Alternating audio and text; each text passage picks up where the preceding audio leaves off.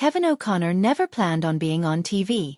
In fact, if you had asked him in his 20s what he'd be doing in 20 years, he probably would have said banking. He was climbing the corporate ladder, handling million-dollar deals, and had no idea that one email would change his entire life. But Kevin's story isn't just about a sudden career shift. It's about hard work, unexpected moments, and staying true to who you are, even when life throws you curveballs. He was born in Maplewood, New Jersey, sometime around 1968 or 1969. One of 7 kids in a big lively house, Kevin grew up in a world filled with sawdust, tools, and construction noise. His father was a civil engineer who didn't just talk about building, he lived it. Their home was a never-ending construction site. Most kids were playing outside with toys, but Kevin and his siblings were learning how to pour concrete, swing a hammer, and read blueprints before they even understood what any of it really meant. It wasn't glamorous, but it gave Kevin something real. A natural feel for how things were built and fixed. That hands-on knowledge stayed with him, quietly shaping the person he would one day become. But before any of that would matter, Kevin faced a serious health scare that nearly changed everything. At the age of 19, while going through military training, he started having blackouts that no one could explain. Tests showed he had a heart murmur, a condition that could be dangerous, especially for someone in active training. That diagnosis not only forced him to leave the military but also raised questions about his future. To make things even stranger, his medical records from that time vanished. They were just gone. No explanation. And that missing paper trail made things difficult for him later on, especially when doctors needed his health history. It was a frustrating, confusing time, but it pushed him to rethink what kind of life he could build for himself. Kevin decided to focus on education. He enrolled at St. Benedict's Preparatory School in Newark, a school known for its discipline and strong academic focus. It was there he began to sharpen his focus and ambition. After high school, he went to the College of the Holy Cross and earned a degree in history. At first glance, history might not seem like the most obvious choice for someone with a background in tools and construction, but it taught him how to think, how to research, and most importantly, how to communicate clearly. Those skills would serve him far better than he ever expected. He wasn't finished with school, though. In 1999, he completed his MBA at Boston University, preparing to take on the corporate world. Kevin entered banking with big goals, and he was good at it. He started working at Fleet Bank in their sports finance group, which meant he was helping fund stadiums and huge sports facilities. He wasn't just a number cruncher. He was a decision maker. His work impressed the right people, and soon he was moving up the ranks at Bank of America. By his early 30s, he had become a senior vice president. That came with a great salary, big responsibilities, and a lifestyle most people would be happy to hold on to. But something inside Kevin wasn't satisfied. Despite all the success, he felt something was missing. He started thinking about the past, those days growing up with blueprints, tools, and building projects. That world had never really left him. It was just buried under a pile of spreadsheets and meetings. Everything changed in 2003 when Kevin and his wife Kathleen bought a Queen and Victorian home in Beverly, Massachusetts. Built in 1894, the house looked amazing from the outside, but inside, it was a disaster. Old wallpaper, strange design choices, and a whole lot of work. They spent months trying to fix it up, but one challenge stood out: getting rid of the stubborn wallpaper. Out of frustration, they emailed the team at This Old House, the show they had watched growing up. It was meant to be a simple question. How do we remove this wallpaper without losing our minds? What Kevin didn't know was that email was about to change his life. The producers of This Old House had been working on a new spin-off show called Ask This Old House. When they read Kevin's email, they saw something in his writing. Something honest and relatable. They sent a crew to his home, filmed a segment, and noticed how comfortable and curious he was on camera. He asked real questions, the kind everyday homeowners would ask. Without realizing it, Kevin was auditioning for a much bigger role. 3 weeks later, while sitting at his banking job, Kevin got a phone call that would flip his entire world upside down. The producers weren't just impressed with his segment. They wanted him to host not just the spin-off but the main show too. This wasn't just a surprise. It was unheard of.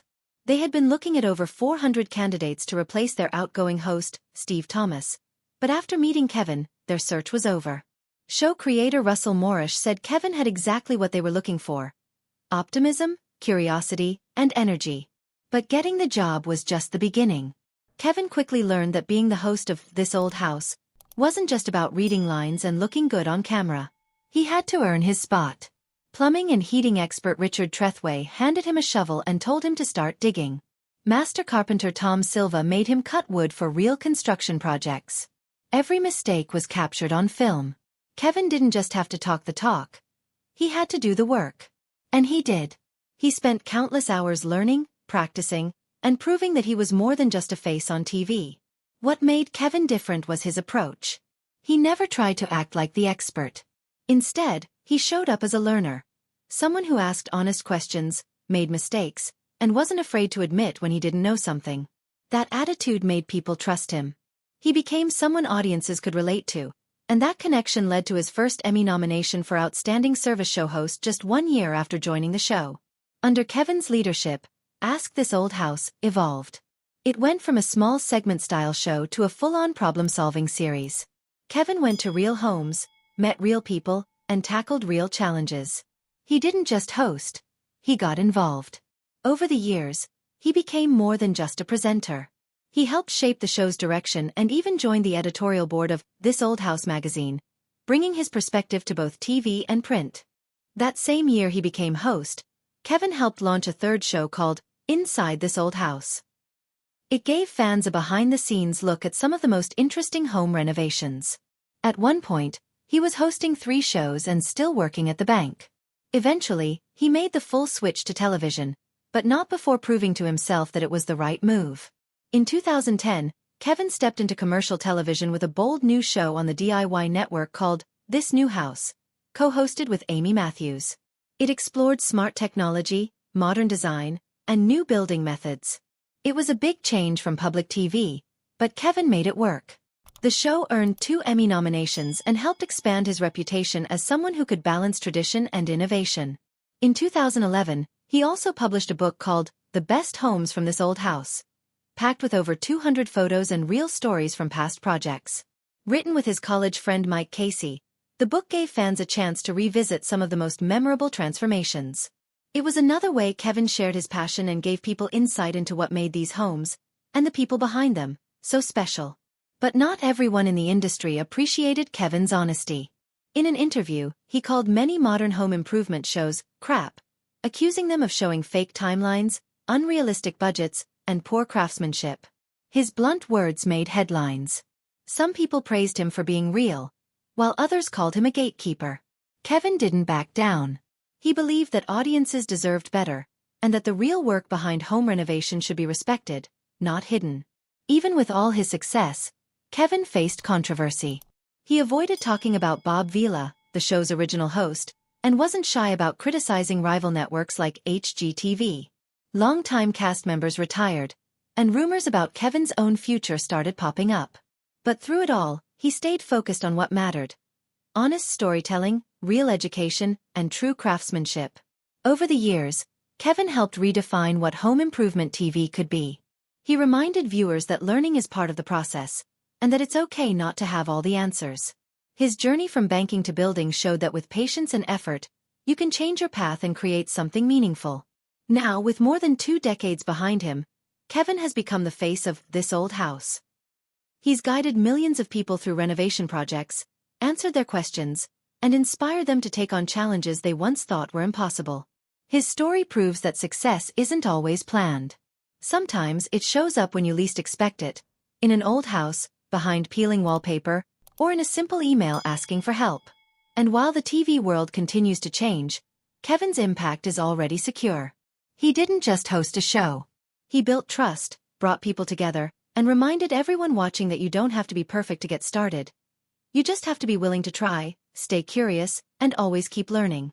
If you enjoyed this story and want more inspiring stories like this one, make sure to subscribe and leave a comment about your favorite Kevin O'Connor moment. There's a lot more to come.